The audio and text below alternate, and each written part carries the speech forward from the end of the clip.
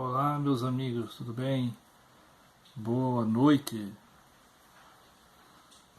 É importante a gente estar aqui compartilhando com os amigos, buscando o entendimento de muitas coisas que a gente tem que, no nosso dia a dia, aprender a lidar com todas essas coisas que está relacionado a esse plano, propósito desse mundo, as intenções, quais são as intenções aí para que nós possamos estrategicamente conseguir sobreviver em todas essas crises, principalmente essas crises econômicas, agora uma consequência muito maior ainda a respeito de vírus que são maléficos, que não é só uma coisa física, mas é algo assim que incute o medo, o pavor, a instabilidade emocional, sentimental, o medo da sobrevivência, o medo de estar vivo amanhã. É isso tudo que está acontecendo e que arrasta as pessoas num entendimento meio massificado de coisas, de fatores negativos, né? Porque só se vê, se fala e se ouve de coisas que não tem muita, não traz nenhum sentido de perspectiva, é isso. E também a gente sabe que vai acontecer isso, é inevitável, ninguém está livre disso. Aí por trás disso existe o lado intencional daqueles que estão sob o poder político, né, poder religioso, que é massificador, que faz as pessoas tornarem-se completamente, vamos dizer assim, completamente fora da sua própria, do foco de seus próprios interesses, das suas buscas que foram programadas, né, desde sua origem, né, da sua vida, e buscando as perspectivas que fossem favoráveis. E aí, diante desses problemas, paramos e ficamos observando as coisas acontecerem sem muita objetividade. E aí, em decorrência disso, está todo mundo pagando um preço enorme, né? Até para manter os seus trabalhos, suas economias, as suas empresas, e até muitos até problemas pessoais, familiares também, né? Que certamente engloba todas as economias financeiras de casa, do dia a dia, a escola do filho, o trabalho. É lamentável que tudo isso estejamos tendo até consciência de que estamos sendo usados numa questão aí, e que poucas pessoas procuram aceitar a realidade como ela é e bater de frente, né? Esse que é o diferencial, né? Não existe aquela força de vontade, mas está todo mundo submisso, como é que vai fazer? As pessoas não têm atitude, não se manifesta, não vai atrás do seu propósito, né? E tudo isso aí decorrente disso, né? Desses dominadores do mundo.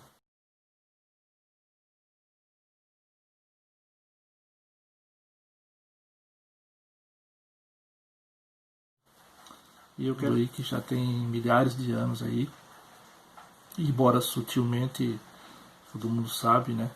As religiões têm se acobertado diante disso, aliás, até tem se mantido neutralizada para não se manifestar contrário ao povo judeu, né? Todo mundo sabe que os judeus vieram de uma hierarquia aí, reconhecidamente, pelo menos nesses últimos 3.000 anos, né? Acobertado aí por vários sentidos que filosófico religioso, né?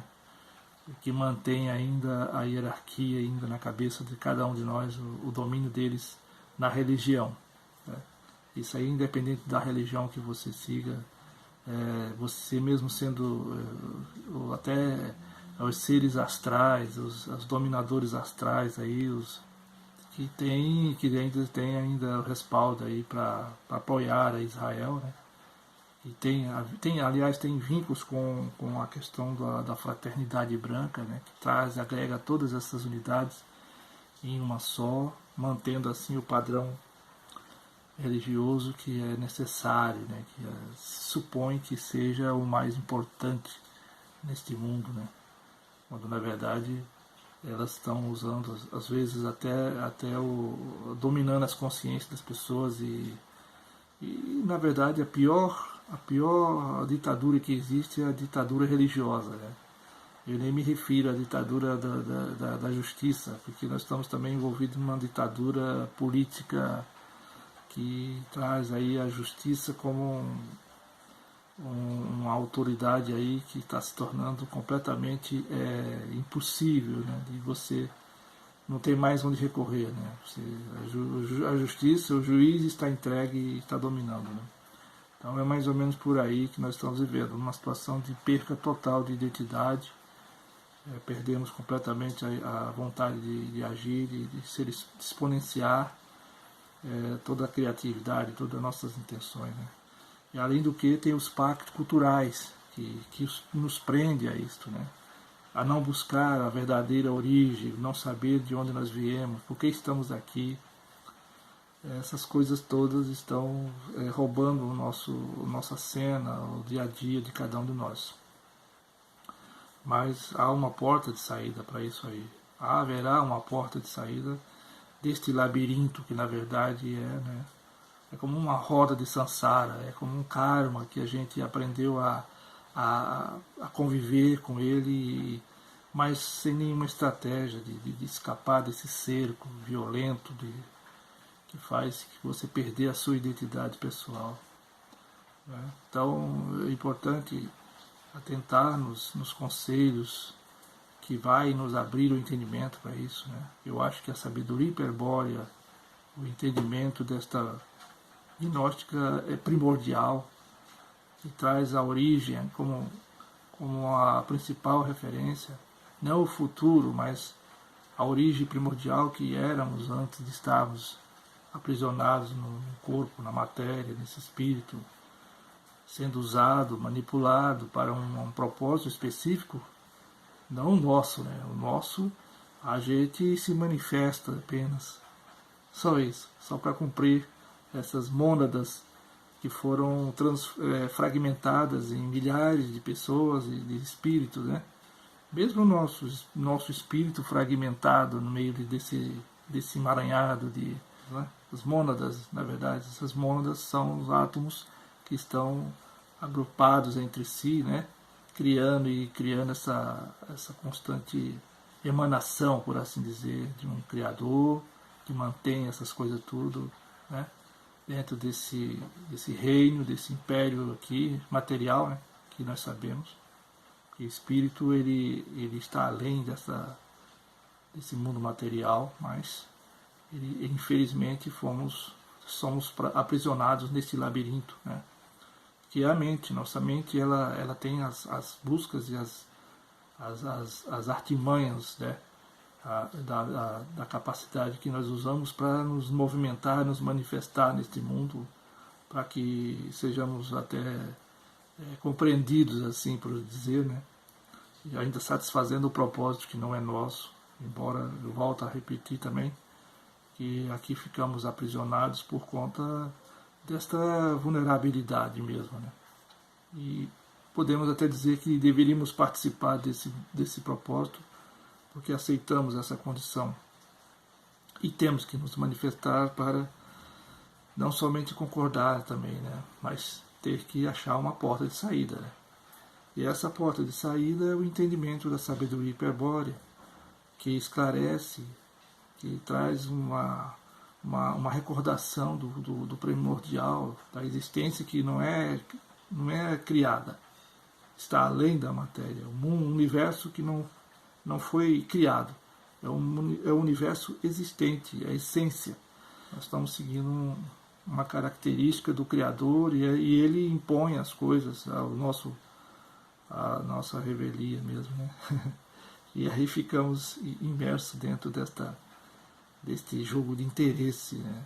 Para cumprir um propósito, é claro. Você veio aqui e cumpriu o propósito, e todo mundo tem essa perspectiva de ver as coisas, de estar aqui, mas um dia a gente vai ter que sair daqui também, né? Mas até que nós saiamos daqui, seremos manipulados, seremos feito de alguma maneira fragmentado na nossa energia e a força volitiva que é o espírito, né? Esse espírito está além da matéria, ele não é, aliás, ele não deveria estar aqui, ele é um prisioneiro, não pode se manifestar, ele está sujeito às leis e às ordens que estão relacionadas com este mundo criado, né? Que nós sabemos que eu queria falar sobre o povo judeu que está se manifestando, né? Embora eles não são abertamente, no momento ainda não está ainda se demonstrando totalmente aberto para esta nova visão mundial, de uma nova ordem mundial, né? Que foi implantada e que agora me parece que já estava com seus dias contados também. E é uma coisa que ia passar muito rápido, até para dar sentido a essa perspectiva do povo judeu de entrar no cenário, né? Não por uma questão meramente política, como nós vemos hoje. E agora nós estamos vivendo um momento de guerra fria aí, China, Estados Unidos, Rússia, e o Brasil está envolvido nessa parada toda,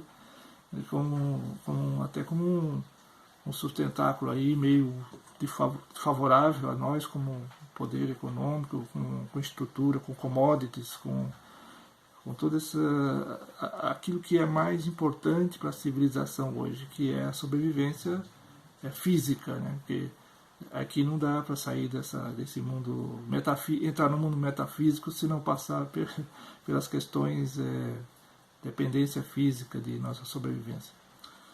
E aí o povo judeu, eu falo novamente, que eles sempre se manifestaram desde o princípio, foram acobertados, assim, protegidos, né, pela hierarquia hierarquia religiosa, né, que se tornará agora em breve uma teocracia, né, um governo da teocracia mundial. Isso ainda não está sendo falado, mas algumas coisas relacionadas aos conselhos mundiais, as entidades, as instituições, ONU, as igrejas protestantes, as igrejas católicas, os muçulmanos e todas as hierarquias aí dominadoras estão se ajuntando agora num bloco só, né? E aí vamos ver o que vai acontecer. A perspectiva de que deva ser um Deus uno, que tudo seja uma só fé, uma só religião, um só propósito, onde cada um não terá mais seu direito de se manifestar ao contrário. Então, logo isso já está sendo imposto até por lei já, né? E, portanto, que vocês fiquem atentos, né? Porque logo essa teocracia se manifestando, né? Vai nos revelar muitas coisas aí que possivelmente você não está preparado para esses eventos aí. E, aliás, ninguém está preparado, porque virá num momento quase inoportuno da nossa crise desse mundo, né? Porque estamos vivendo uma epidemia aí, né? E é uma coisa mundial. E a confusão estratégica, a encarnação, o aprisionamento, a lei do karma, etc., são males terríveis que rebaixam os espíritos hiperbóreos. Nós somos hiperbóreos, né? Como espírito, né? E viemos de um lugar que não é deste universo criado. Então, a convivência terrestre com uma raça sagrada, que é o caso do povo judeu, que é considerada a raça sagrada de Jeová, e o povo hebreu é, sem dúvida, o pesadelo mais espantoso. Olha só. Pior, né, ainda que qualquer outra desgraça mencionada. Quando se fala do povo judeu, você vai lembrar que eles são os bons homens, os bons cidadãos.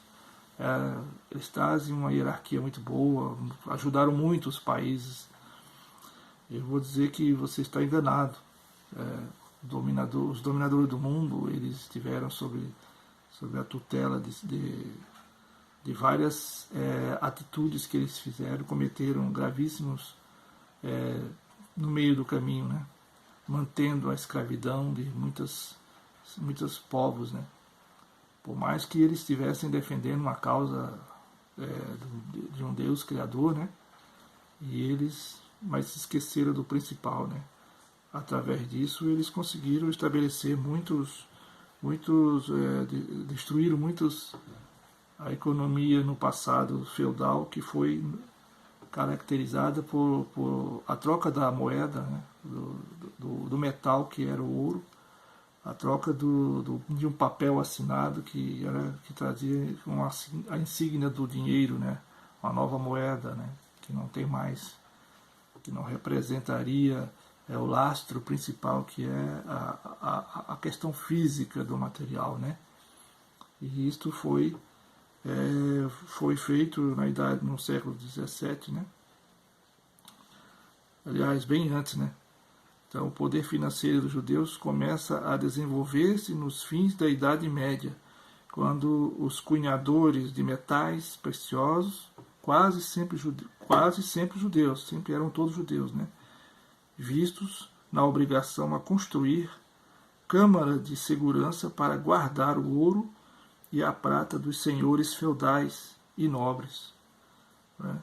E aí, sem contar que o tempo dessa questão dos feudais, os agricultores, os que tinham empresas privadas naquele tempo, foram massacradamente destruídos porque havia um interesse, uma espécie de dumping moderno, como hoje nós conhecemos, né? de um país, de um outro, desvalorizar as suas mercadorias e as pessoas padecerem necessidade por falta de alimento, por não poder vender a sua mercadoria num preço justo, né? Então isso ocorreu muito, muito no passado, e a gente está vendo aí aos nossos olhos aí uma crise, uma enfermidade aí supostamente criada para determinar exatamente isto. Que, como aconteceu na Idade Média, nós estamos vivendo aí essa crise baseada justamente para desfazer da economia de cada país, né, de sobrevivência.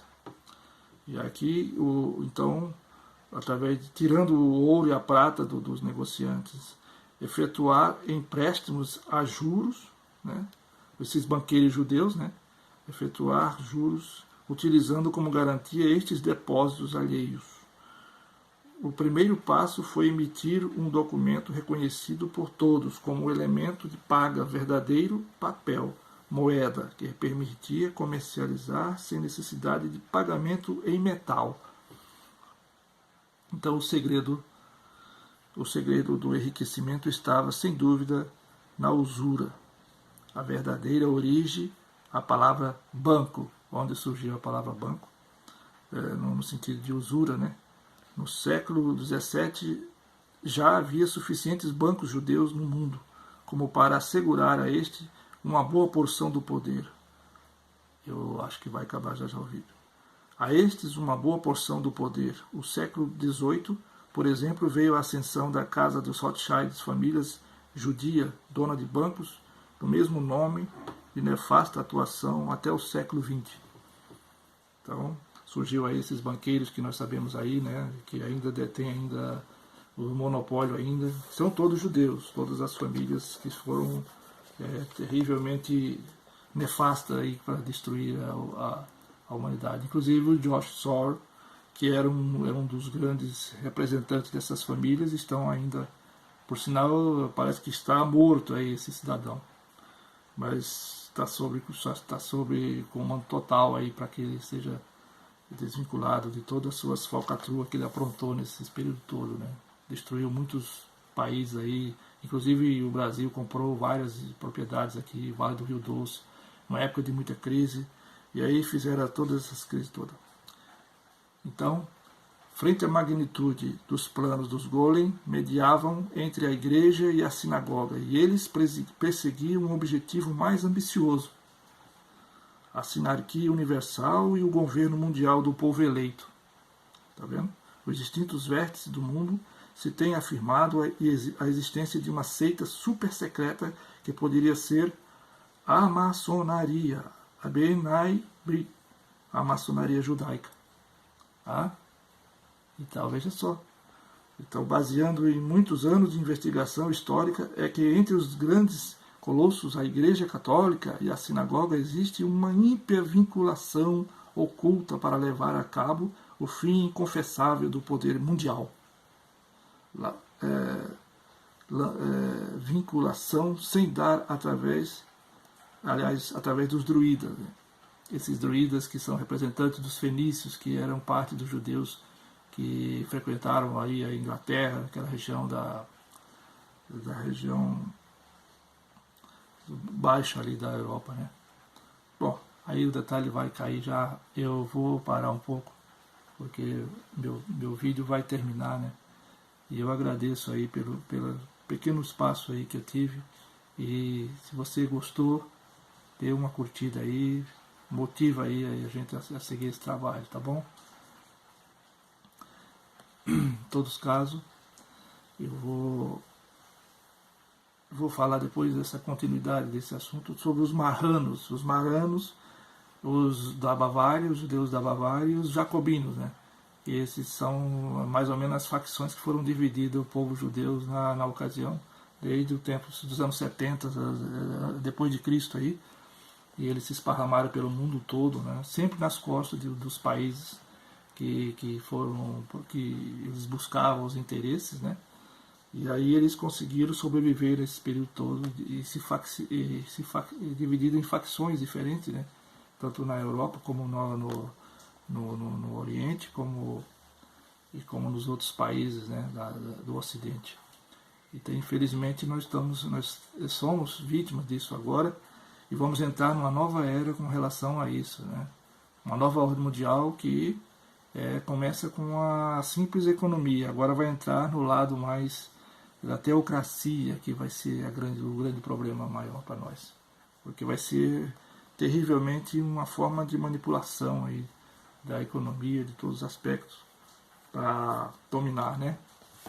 Bom, eu vou tentar ver se eu consigo continuar adiante aqui.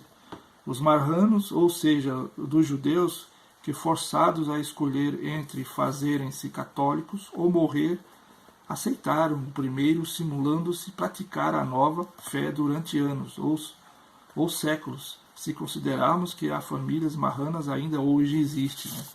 Essas famílias marranas, e que vivem uma vida dupla, mas conservando